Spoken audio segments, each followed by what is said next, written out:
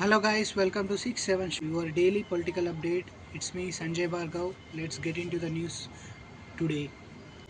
Recently, Kerala elections are scheduled to be conducted on April 9, 2026. And the current Chief Minister of Kerala, Pinarayi Vijayan, is a CPIM Marxist-led leader which he had ruled the state since last 10 years, that is the two terms.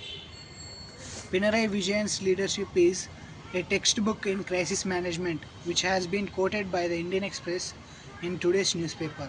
Let's discuss that. Today, we look at the Kerala's Chief Minister, Pinarayi Vijayan, a leader whose style of governance has been described as a textbook in crisis management by the Indian Express. But what makes his leadership stand out?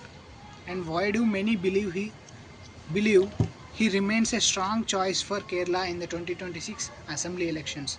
Let's discuss. With regard to crisis management and leadership, from handling natural disasters like floods to steering Kerala through the pandemic, Vijayan's leadership has often been marked by calm decision making and strong coordination. The article highlights how he turns crisis into opportunities to strengthen public trust.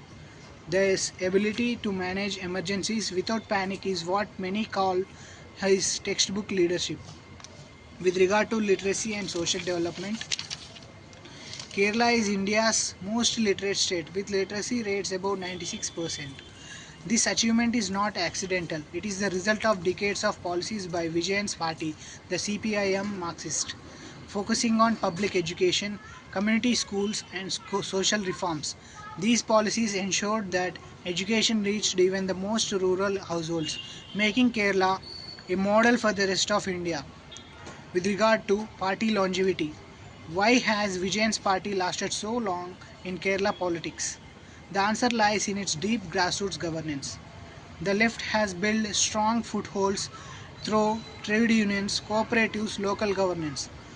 This connection with everyday people, farmers, workers, teachers, has kept the party relevant across generations.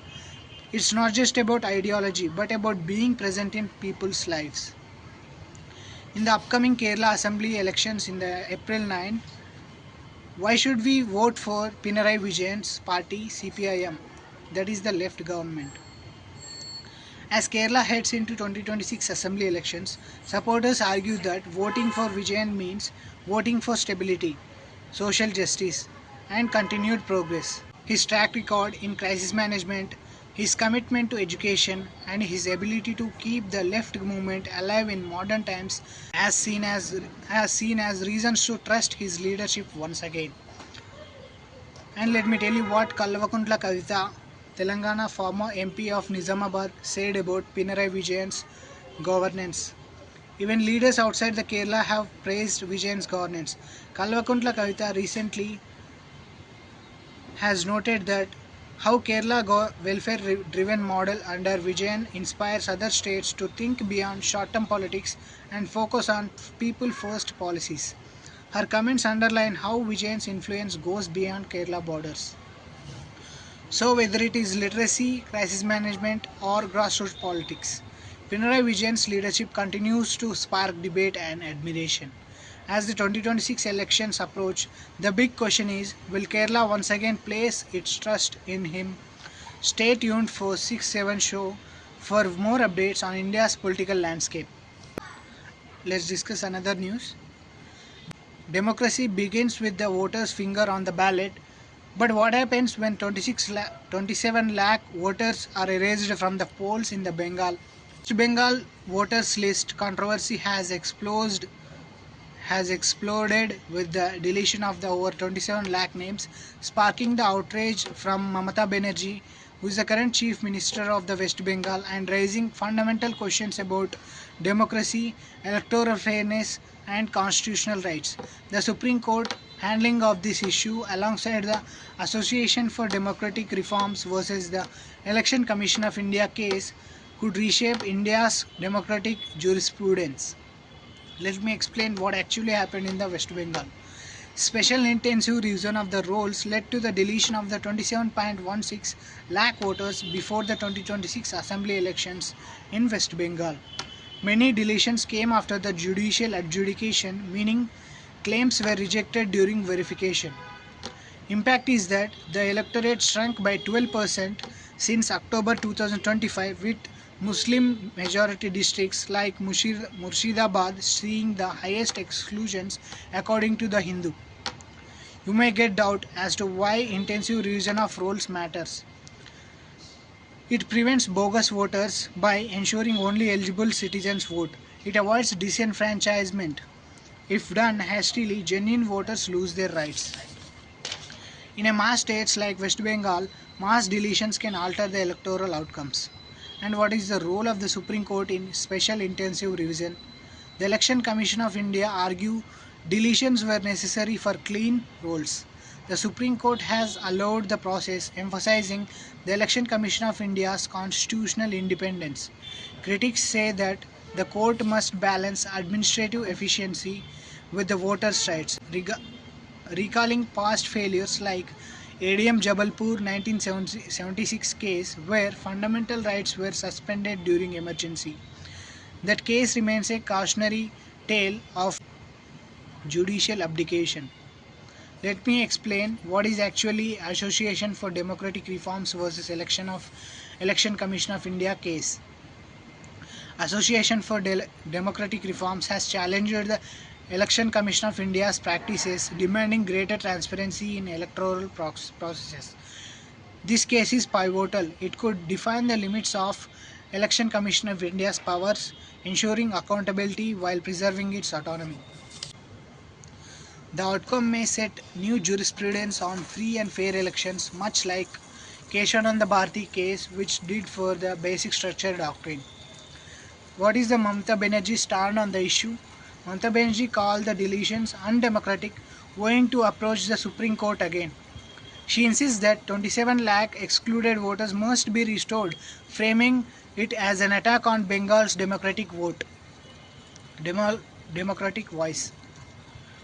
As the nation awaits the Association for Democratic Reform's verdict, one thing is clear: our democracy's strength lies not in numbers alone, but in the names that remains on the voters' list. And let's come to the next news. From the jungles of the Naxalbari to the shrinking shadows of the Red Corridor, India's longest running insurgency is finally fading, thanks to a mix of bullets, ballots, and bridges. Left-wing extremism or Naxalism, which once spread across India's Red Corridor, has now shrunk dramatically thanks to the Ministry of Home Affairs' multi-pronged strategy, that is SAMADHAN. The government's SAMADHAN policy, combining security operations with development and rehabilitation, has been central to this decline. Let me explain you what is Naxalism, how it began. It began in Naxalbari village near the West Bengal in 1967 as a peasant uprising against landlords. It was inspired by Maoist communism, aiming to overthrow the state through armed struggle. By the 2000s, it had expanded into the Red Corridor, a belt of insurgency across 12 states, including Chhattisgarh, Jharkhand, Odisha, Bihar, Andhra Pradesh, Telangana, and Maharashtra. You might think, what is the Red Corridor actually is? It refers to the geographical stretch of Maoist influence covering tribal and forested regions. Peak in 2011, Maoist controlled 223 districts, exactly 223 districts, nearly one-third of India. These areas were marked by poverty, lack of infrastructure, and weak governance, making them fertile ground for insurgency. How Naxalism declined in recent times? By conducting security operations, targeted intelligence-based strikes by Central Reserve Police Force, State Police, and Special Forces. By using technology such as using drones, surveillance systems, and modern communication systems. By pushing development, by building roads, schools, healthcare, and welfare schemes in tribal areas. By conducting rehabilitation programs to reintegrate surrendered cadres into society with jobs and education. And the successful implementation of the SAMADHAN policy led to this decline. SAMADHAN is a both word which means a solution, and an acronym for India's anti-Naxal strategy.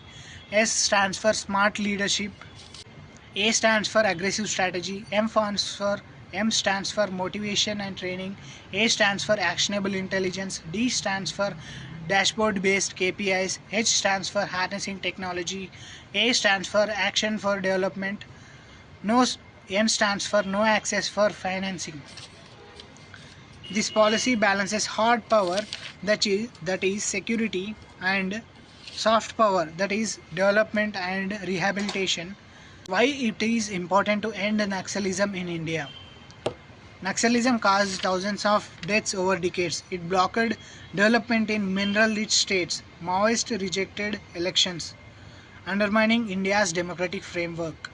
The current status of the Naxalism is, as of 2026, Union Home Minister Amit Shah declared that left-wing extremism on its last legs, with insurgency reduced to a handful of districts. As the guns fall silent and roads replace red zones, one truth stands tall. Development is the ultimate antidote to extremism, and democracy wins where every citizen has a stake in the future. Leaving you on that note, and thank you for watching.